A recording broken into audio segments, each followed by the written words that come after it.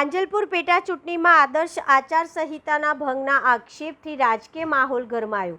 વડોદરાની માંજલપુર વિધાનસભાની પેટા ચૂંટણી દરમિયાન મતદાનના દિવસે જ આદર્શ આચારસંહિતાના ભંગના આક્ષેપો સામે આવતા રાજકીય માહોલ ગરમાયો છે।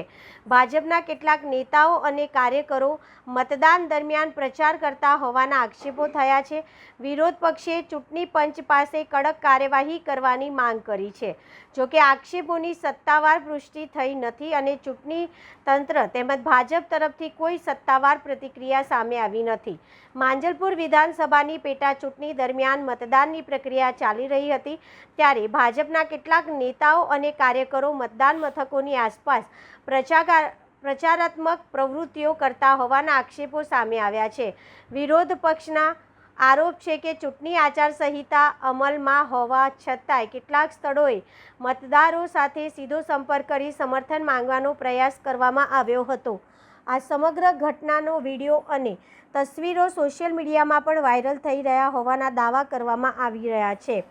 આક્ષેપોને લઈને ચૂંટણી પંચ સમક્ષ રજૂઆત કરવામાં આવી છે। રજૂઆતમાં સમગ્ર મામલે નિષ્પક્ષ તપાસ કરી જવાબદાર સામે કડક કાર્યવાહી કરવાની તેમજ મતદાન પ્રક્રિયાની પારદર્શિતા જળવાઈ રહે તે માટે તાત્કાલિક પગલાં ભરવાની માંગ કરવામાં આવી છે। જોકે આ મામલે ચૂંટણી તંત્ર દ્વારા હજુ સુધી કોઈ સત્તાવાર નિવેદન આપવામાં આવ્યું નથી તેમજ ભાજપ તરફથી પણ આક્ષેપો અંગે કોઈ સત્તાવાર પ્રતિક્રિયા સામે આવી નથી। હવે ચૂંટણી પંચ આ મામલે શું નિર્ણય લે છે તેના પર સૌની નજર મંડાયેલી છે।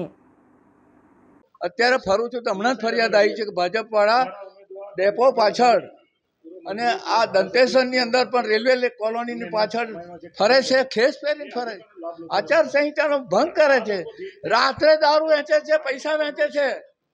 તો કઈ જાતની લોકશાહી છે? પોલીસ તંત્ર કરે છે હું આવી રીતે?